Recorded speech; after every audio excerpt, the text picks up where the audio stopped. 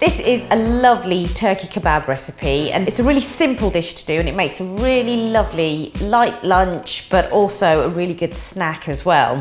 What we're going to do is add some onion into the mince first of all. So you can use red onion or white onion. I fancy using some red today.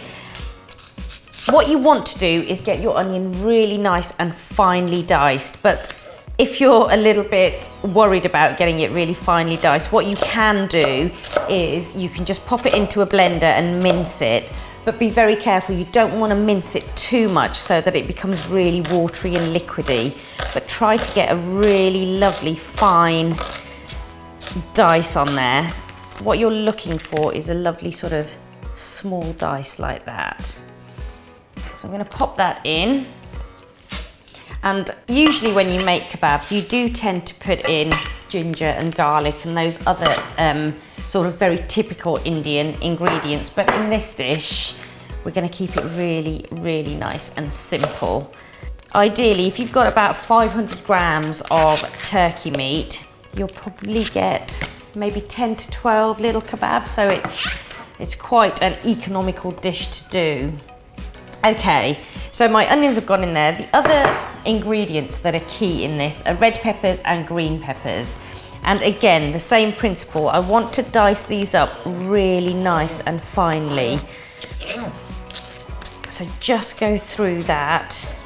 Try and get them as small as you possibly can. I'm going to pop that into my bowl as well.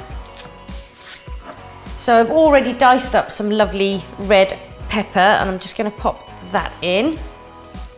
And because it looks nice, it's always good to have lots of colour, so I've got some green pepper in there as well. Right, so into that I've got a little bit of coriander, some fresh coriander. Now with coriander, there's lots of aromatics and lots of flavour in those stalks, so I tend to use the stalks, just chop them up nice and finely.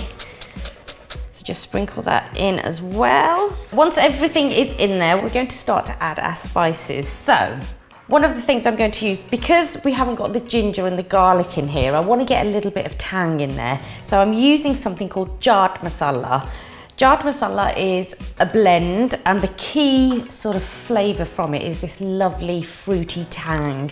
And that comes from dried mango powder that's in here. It's also got things like coriander and cumin and other spices in there, but it's got a really, if you smell it, it's almost earthy, almost quite minerally. If you haven't got chaat masala, the other thing you can use is Himalayan pink salt, because again, that gives that lovely sort of minerally flavour. So depends what you want to use. I'm also going to add some chili powder. So just some red Kashmiri chili powder, just a teaspoon of that in. I'm going to put some garam masala in for just some earthy warmth. And I'm also going to put some cumin seeds in, roughly about a teaspoon. Just give those a bit of a bash, grind them up, let them sort of start to release those lovely aromatics and lovely flavours. You can smell it already, okay? You don't need to grind them to a fine powder. You just want to crush them until you can smell them. So a little bit of texture in here is fine. Now, because of the nature of turkey, it tends to be quite a moist or a wet meat. And when you're making kebabs, you really want them to hold together. So it's quite important that you add something just to stabilise it. I like to use cornmeal because it just helps to bind the kebabs together a little bit. And you don't need a lot of it, maybe about a tablespoon. And what that will do is, as I say, it will just hold or help to hold everything together. Now, once you've got all of that in there, I'm going to add just a touch of seasoning, so a little bit of salt. So when you've got everything in there, just make sure it's all mixed together, and you sort of squidge it, really squidge it through your fingers, so all of the flavours of the spices and the peppers and everything just combines and comes together. I'm serving these on little skewers, which I've soaked in some water, and It's a great way to serve them, but if you don't want to do that, you can make patties, you can put them into little bread buns, you can do all sorts with them. You can make little sausage kebabs if you like. But if you're going to serve them on skewers, it's really important that you put your meat in the refrigerator for about half an hour to an hour so it gets really, really cold.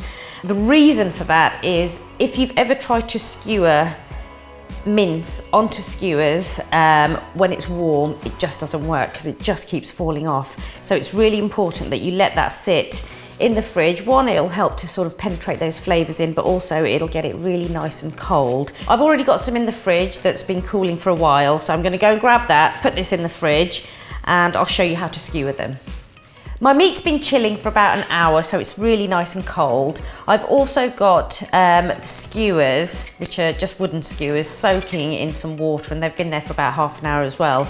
If you're using wooden skewers, it's a really good idea to do this. It just stops them burning when you're cooking them. And with this particular dish, I'm going to pan fry it, but even if you did this in the oven, it's still a really good idea to just let them soak. Okay, so once your meat is cold, which it is, you just need to take a small amount of it and just think about how you want to do this. So I'm just going to flatten them out a little bit. I'm going for an oval here. Make sure there's no big cracks in there. And then you just take one of your skewers and you just push it through the center. So once they're done and you're happy there's no cracks in it, just pop them to the side and continue to just carry on and make up the rest. So you should, as I said, end up with about 10 to 12 of these, depending on obviously how big they are and how much mixture you use for each one, but generally about 10 to 12 from about 500 grams of meat. So once you've made your kebabs and they're looking all beautiful like that, it's a good idea to then just pop them in the fridge again, just so that they solidify. Because you've been handling that meat, it can get really soft again. The way I'm going to cook these is directly in a nice big wide frying pan. So a little bit of oil. You can do these on the barbecue if you wanted to. You can also grill them, so under a hot grill. But I like to just get a little bit of colour directly onto them. So once your pan is hot, just pop them straight in and you'll hear that sizzle.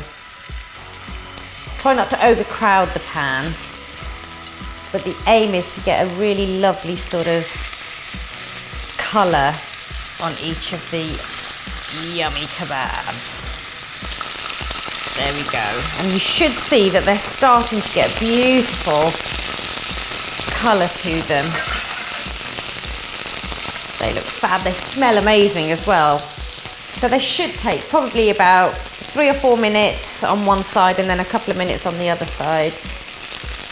It's a really nice idea to serve these alongside a really lovely mint chutney or a tomato chutney, and I've got those recipes on the website, so do have a look at them. I'm going to use a mint chutney that I've already prepared because I think it works really well with all the flavours that are in there. Right, those look like they're done, so I'm just going to pop them out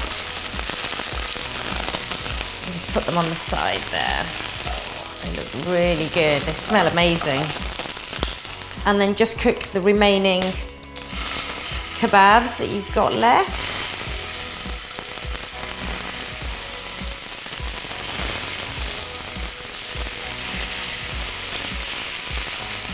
So the kebabs have cooked through, they've got this beautiful colour to them and they smell really, really amazing. I love to serve them with a really simple light salad because there's so much flavour in the kebabs themselves.